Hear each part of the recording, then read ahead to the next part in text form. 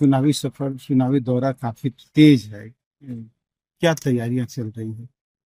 ठीक है, पार्टनर से बातचीत चल रही है। और जैसे ही कुछ क्लियर होता है मैं मीडिया में आके अनाउंस करने वाली हूँ, क्योंकि अभी पटना में जा नहीं पाई हूँ उनके सिलसिले में, तो इस वजह से अभी पार्टी के साथ बैठक नहीं हो पाई। तो एक बारी बैठक हो जाए, उसके बाद जो भी चीज़ें होंगी मैं क्लियर करूँगी। भविष्य में लगता है कि अगर पार्टी से स्थान नहीं मिला तो सेल्फ भी आएंगे मैदान में?